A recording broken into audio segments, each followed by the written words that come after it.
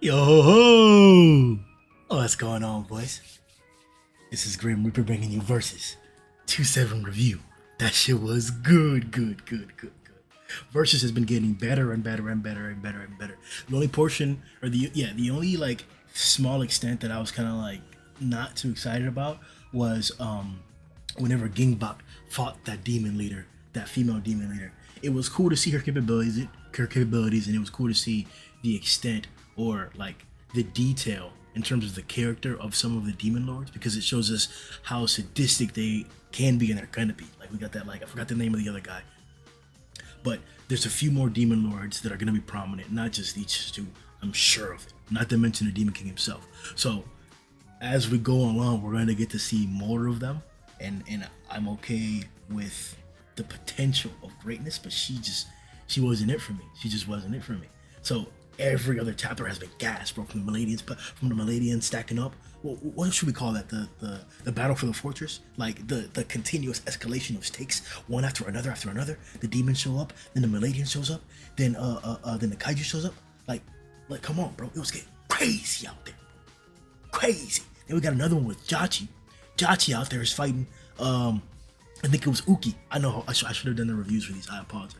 I was out. But yo, Jachi comes to fight Uki there. Yo, she goes into the super plate mode, the big cock into super plate mode. After the other super plate just went ham on her, bro. Like that's bro, that plate shit, bro. Top tier. Gas. So imagine and Gingbot comes through at the end, bro. Doesn't even give the super heavy plate a chance to show out, bro. Like, exceptional job with the writing there on one's end.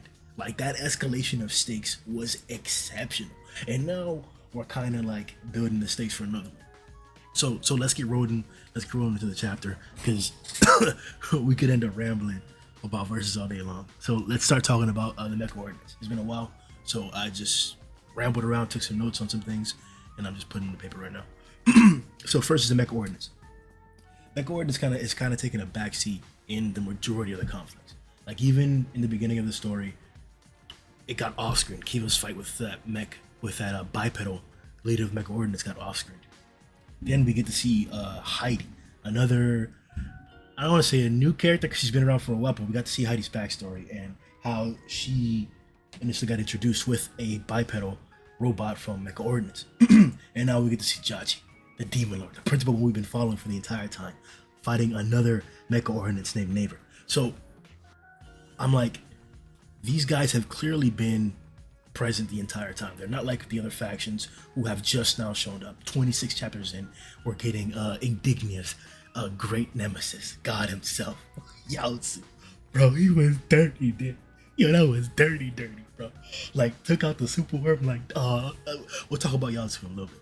But Mecha Ordnance has been ever present, but not the spotlight ever. So it makes me question the capabilities of Naver. For him to be present in front of Jachi like this, it makes it seem like there's going to be a big clash. But just like we've seen before with the Titans, we were looking for, I think it was Goki or Rory or something like that, the 100 arms or whatever, the one of Gingbok's 100 sons or whatever. Got clapped like nothing, bro. Made him look like cheeks in the effort of initiating that gauntlet. That's technically where the gauntlet started, with the fight with Uki, because he sent that Titan leader all the way to Uki, then clapped Uki's cheeks, and then was about to tussle and go full power with Gingbok. Then yo, Jachi was in there, bro. Demon Lord Jachi, bitch. So what are we really talking about here? How strong can Naver really be? And one of the things that I wrote down is that in the beginning of the chapter, we see that some of the minor Mecha Ordnance bots are still sending data to the mothership even after they've been dismembered. So it stands to reason that if you don't completely destroy a Mecha Ordnance bot, that it's still doing its job.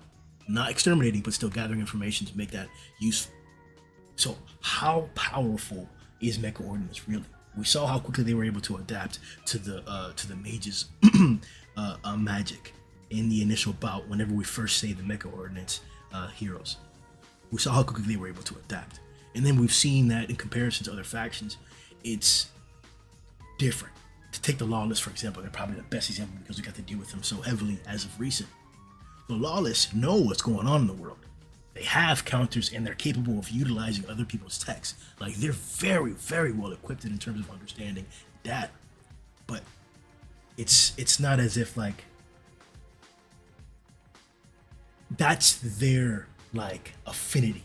Like they're not changing their character or who they are or the base of their theme. They're not changing their theme by doing that. That is the lawless theme, making use, taking advantage of little, making spectacular miracles out of specks of sand. Like that's the essence of the lawless. So, in comparison, because this is something that came up this chapter heavily, that I also wanted to point out with the Neo. Neo's very, very far behind in terms of data. We saw that with what's his name, Regan. Regan's comments and the state of the Neo, like the psyche in terms of them being superhuman, super smart. For them to be super smart like that, and then to not have crazy data on everything else that's going on, like the super worms or anything else. Like, sure, they have a few mech coordinate spots, but they don't have the same orientation that the lawless had, where they were able to take some of the transmitters, surgically attach them to titans, and then use those titans. Like, what, bro? That's crazy, bro. The ingenuity bit, the ingenuity of the lawless is ridiculous. So, in comparison, what can we really say about mecha ordnance? Like I said in the beginning, they proved themselves. They have to be, if not in those first 4 chapters, mecha ordnance proved themselves in terms of gathering information and making it useful, top tier, at least top 3. Then they were not necessarily overshadowed, but everyone else got the spotlight because of their superior tech was basically immune or much more capable than the improvements that these other factions were able to make. So it could even be said that the low skill level or the low power output of some of these factions is being supplemented by their intelligence or by their ability to gather information and then make that useful. Sure, but Mecha Ordnance has both. Mecha Ordnance had an initial bipedal bot that was fighting Kiva, a demon lieutenant off bat. Like that wasn't like, yeah, sure, it lost. Don't get me wrong. And another one lost to height, which is a question I want to bring up here. How strong are these bipedal bots? Like, how strong can they ever be if you already lost to Heidi? Yeah, she was dying, but like, am I supposed to believe that Heidi's like demon lieutenant level, bro? At base, at least? No, and he wasn't at base because he was like transforming and stuff. Like, how am I supposed to take that? Is Heidi special or something? Is she special, a special warrior amongst all the neo-humans? Or are all the neo-humans that capable? Because we did see that kid that attacked the Titan off back, like he wasn't scared to. But that's kind of the theme of Neo, that they're willing to sacrifice the individual. There's no individuality there. They don't value individuality. Like, it's about the group. So that's their essence. That doesn't necessarily mean that that single child would have been able to destroy that or kill that Titan. So where am I to look at Neighbor? How strong is Neighbor going to be? Let's hop back on that point about Neo, because the theme of the chapter is, so far, we're getting away from the overwhelming power. We haven't seen the kaiju, not necessarily. Yatsu's here, excuse me. Like, don't get me wrong, we're not completely getting away from the overwhelming power, but we haven't seen the kaiju in a long time. Mecha Ordnance has been pretty much dismantled because the humans were, not Mecha Ordnance, excuse me, Celestia has been disgraced, or at least they have a scene up against their record, because first, the humans managed to escape during that battle at the stronghold for humanity, and a demon beat them. So like,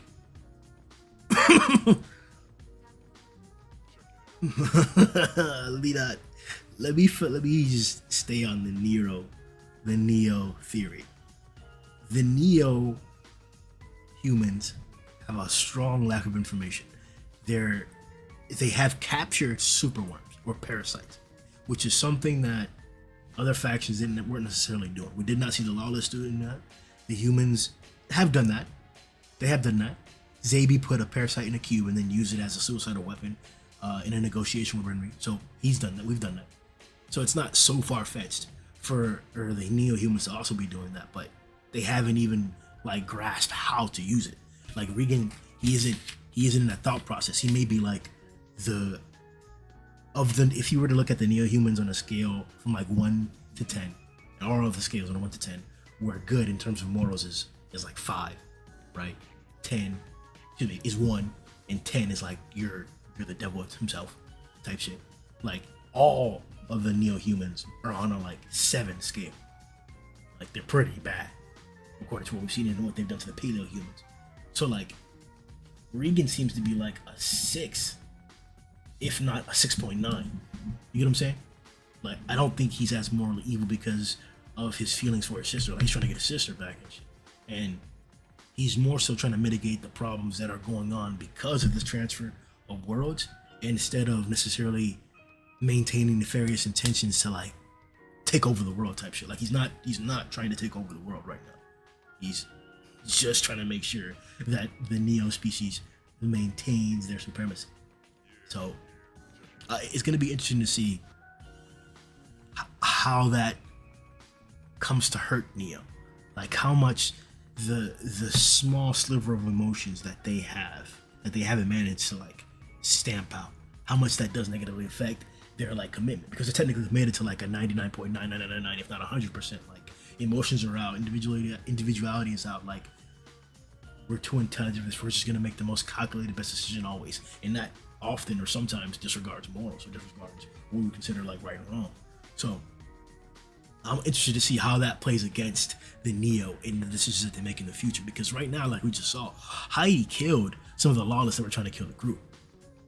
We saw why. This is an assortment of different factions who have information and some useful tech. So she's like, okay, we can use this. Like, this is more useful than not. So it's actually a package she's delivering that she has to protect. That's what I'm trying to take this as. Because if not, it's gonna be weird. She hasn't necessarily shown any like emotional attachment to anybody. Even when we saw with Ario, that turned out to be her just slipping the message to Regan. So I don't really know on that end. This was also foreshadowed a few chapters ago. It's heavily though. It's not like one of the subtle ones where, like, remember the bear? We saw the bear, the small bear from Idris show, the Verdant Forest.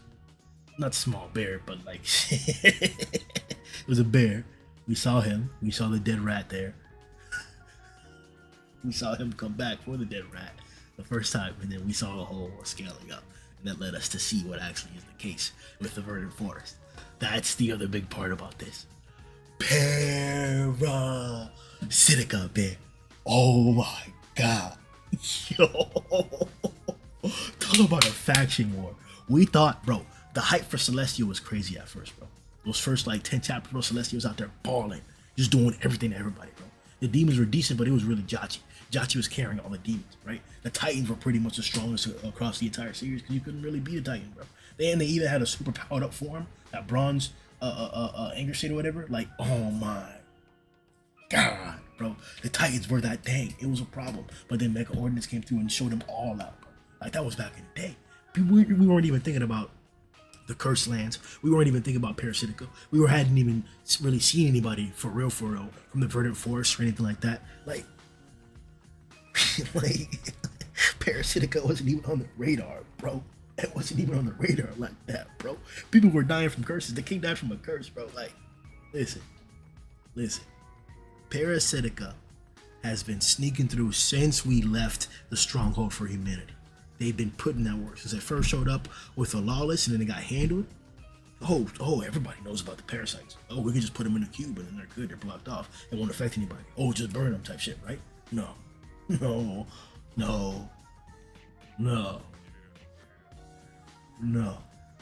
Not only did it evolve into the super worm, but everything that the parasite ingests, everything it eats, not only can it turn it into something else, turn it into a parasite or infects it, it can also absorb it and make itself bigger, stronger, until it turns into a super worm.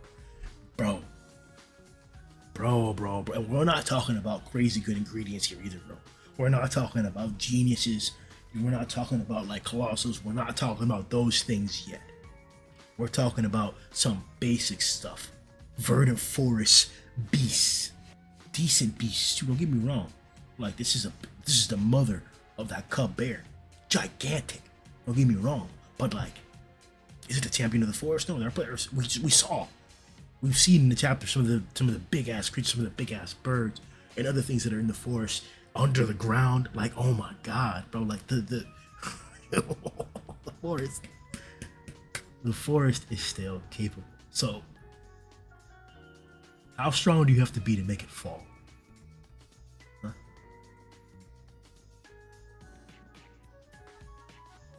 Everything inside the green verdant forest is infected. There's an active superworm in there. Now, you guys know the whole thing about zombies, right? That like a zombie alone, isolated, isn't really that dangerous. Study it.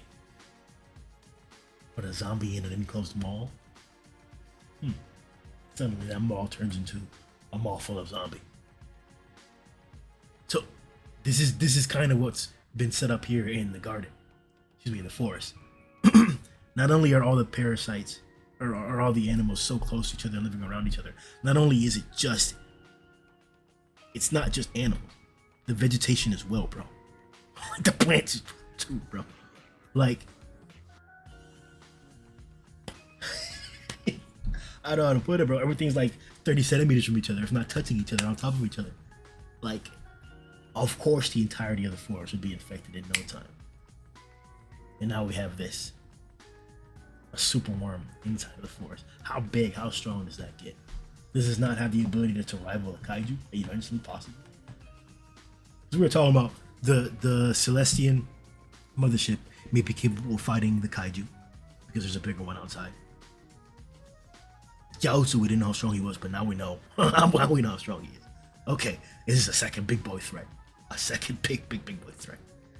I kind of question the Cursed Lands, but their stuff is kind of absolute. Like, I haven't necessarily seen anybody dodge or deflect or block an attack from the Cursed Lands. So I think they're dangerous on a whole different level, and we'll see that. And that's why I want to consider them in this conversation that we're having about kaiju. Because what if the Cursed Lands are able to take down a kaiju? What if a kaiju can get cursed?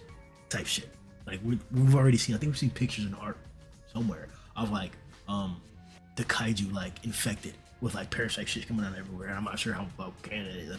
I'm not sure where that picture comes from, but it's badass. They have it where like when the kaiju comes and destroys the Celestian battleship. Excuse me, the Celestian cruiser. They have that the kaiju like parasites coming out of his eyes. So we'll see how that turns out, bro. But yeah, that's just something to consider. That Parasitica, the forest is falling. Parasitica seems like the strongest faction right now outside of Yaozu, because Yaozu doesn't seem to be affected by the parasite. He ingested it. Don't get me wrong, it doesn't mean that like if he dies somehow, he won't turn into a parasite. We don't know if he isn't infected. We just know that it isn't affecting him right now. So, like, who knows, bro? Who knows, bro? Like, Parasitic is making this shit crazy. One thing I noticed, that Kiva got rated a level 6 by the bipedals. And Jachi just got rated a level 10 threat. I'm gonna look again and see if there's any other ratings that have been given, but I'm wondering. I think there was another faction, and that was the clever thing, that like there were going to be multiple different factions with multiple different ways of ranking each other's power levels. And I'll once again, like I said, I'll look into that again just to specify and clarify that again. But I think that is going to be a running idea. But it's going to be interesting to see how that stacks up. Like, how strong is Gingbak? What danger level threat would Gingbak get? Is there like a maximum to the danger level threat to where like after that level it doesn't matter? Like it's 10 the highest? Like after 10, like it just doesn't matter? Because like I want to assume that he's only measuring his current output right now at his base. He'd get a different reading if like he was stronger. And if you got a different reading, like would it say it's a different reading, or like, because remember, the other bipedal pulled out all his gadgets and stuff for a 6. Naver hasn't necessarily put out all his gadgets and stuff yet. Don't get me wrong, it's just one panel, but yet for a 10. So like, are there higher threats? And because Naver's stronger, like now he doesn't necessarily like pull out his shit for a 10. Like he's caught Diesel. Like he be fighting 10 every other day. Like what's up with neighbor, bro? Yaotsu. Now, I'm kind of conflicted because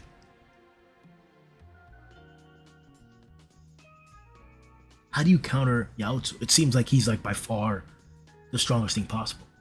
Like Celestia was still using like conventional fighting tactics. Like they're still flying around, they're still punching you, using physical trauma. Like, but this is like magic. This is, I don't even know what kind of magic this is, or this is like reality manipulation type shit. Like, I guess you'd have to see it animated to see how it really came out. But like, did he animate food? Did food just pop out of nowhere into his mouth, and then like he like blew up like that? Like, because he did definitely like pull that guy's part of that guy's face off and like formed another face. That happened. That was like that. That's clear. Like you took that guy's face. That's why he was screaming like that. Oh, brother. But like creating a shrine like that. I don't know. I guess the food is the one that throws me off the most. Like, did you just spawn food out of thin air? Like, did you take it out of something? Like, how does that? That's really what I'm trying to figure out. Don't get me wrong. I obviously get that like the humans have magic. The people from Sorcerer have magic, but like it's still kind of based off of like mana or energy. Like they can run out of energy to cast spells. We saw some of the intricacies of that in the fight at the fortress because they weren't able to get the spell up, or it took longer. Like the difficulties of that. So like teleportation spell, that's what I'm talking about. So like I don't know, bro. Like I don't know. That's what's throwing me off about Yato. That I'm not seeing any glaring or plausible weakness. Like even with the Titans, bro. Yeah, like they were overwhelmingly powerful, but they were still using a conventional fighting tactic that could potentially be overcome by somebody with strong capabilities not in that sector there or in that category. But stronger magic, man. Like what do we like? How do the Curse Lands match up against Yato? Is that why the matchup is like that? Because like the Curse Lands kind of have like a broken power setup too, to where like yeah, they just take your soul. Yeah, if I shoot this at you, I'm taking your soul. What, bro? Like we know that there's those two conditions as to why I think it's like they have to be willing or something like that. Like they can't fight back. Something like, I forgot what those two conditions are. I'll look them up again. But like, you can't be affected. Like you can turn into a colossal. What do you want me to say, bro? Like Neo can't do shit up against you. The Titans can't do shit up against you. Like maybe the demons can, but as far as we've seen with Jachi, maybe not. The demons have some crazy magic though. They have some nice teleportation magic. You teleport Gingbok and all his boys like that, but like from that far of a distance. But like I don't really like. What does that mean?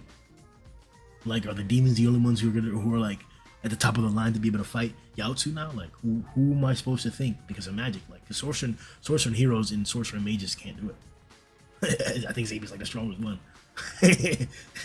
So well it seems like magic has to counter Yaotsu.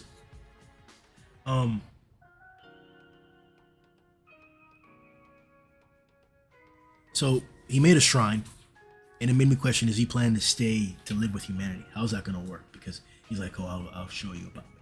I'll give you a chance to praise me. So he's looking to oppress them, and this is kind of what he was doing already when they got teleported here. So like, is Yao to the most successful like enemy faction right now out of all the enemies? Demons couldn't capture them and kill them. Celestia couldn't. The Keiju chased but couldn't. The Lawless, they failed. Like, and it's not really that they even failed, but like, yeah, they technically failed. So,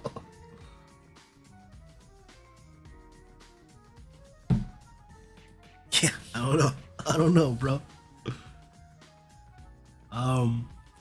One of the things that I really liked so far though about everything is that Jachi's been like the common denominator. I do want to mention this about I mentioned earlier that like the two big things right now are like some of the overwhelming power has been put to the side. aside from like Yaoto showing up right now. Now it's about how well you're using the information that you gathered about the world. And I kind of downplayed, and I think rightfully, the Neo.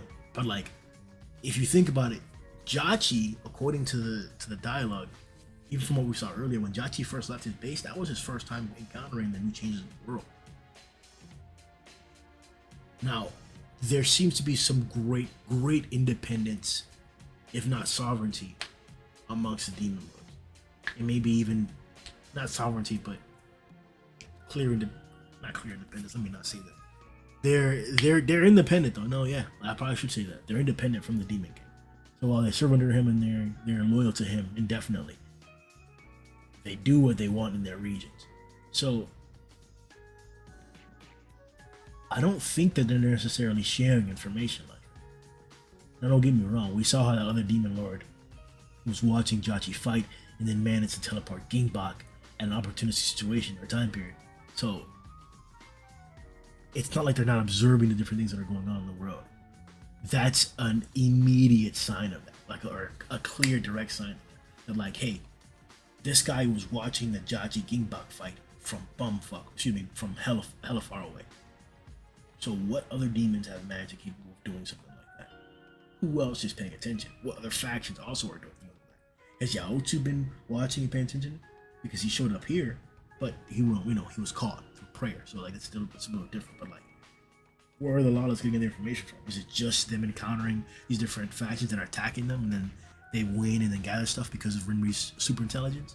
At least for Kyokai, the Kyokai portion of the Lawless. Like, is that what's going on? Like, we know that the bipedals are like fighting everybody, or they're not bipedals. Mech Ordnance is fighting everybody, getting clapped in and sending info back. Like, they're aggregating information. We know that's the majority of how they're encountering. And I think Celestia's pretty much just going off of their attack squad's notes, which Uki was making it seem like they're going to be very, very poor. They're gathering poor data because of Uki. Hey, don't get me wrong, it's not completely inaccurate, and it wasn't poor enough to be inaccurate, I'll say that. But it was low effort. And it disregarded a lot of specifics that maybe other factions aren't. Because like I said, Mecha Ordnance like literally was getting shocked by sorcerer electricity, and then they were able to counter it with some force fields in the same fight. So like, in terms of weaponizing information, they've got it. So I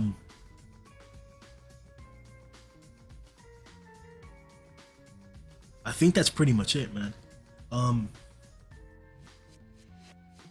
The forest is what I was really excited about too.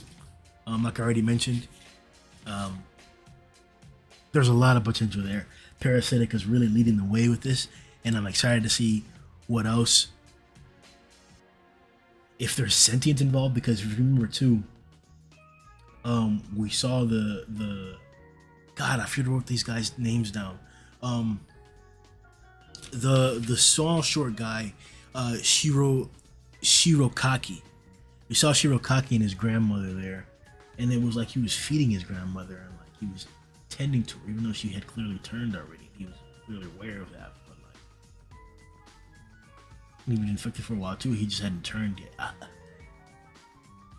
It was weird, man. It looked like he, at the end of the chapter, he like gave up, and like his grandmother came and ate him, so he's gonna turn too. But like, man, how can they become sentient? How sentient is Parasitic gonna become? I guess this is a good place to end the review.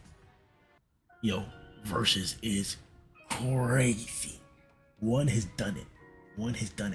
I didn't read my Mob Psycho like that. I follow One Punch Man every chapter. Like, this is some of the best stuff he's written. I loved all 27 chapters of this have been fire so far. Go reread. Yo ho!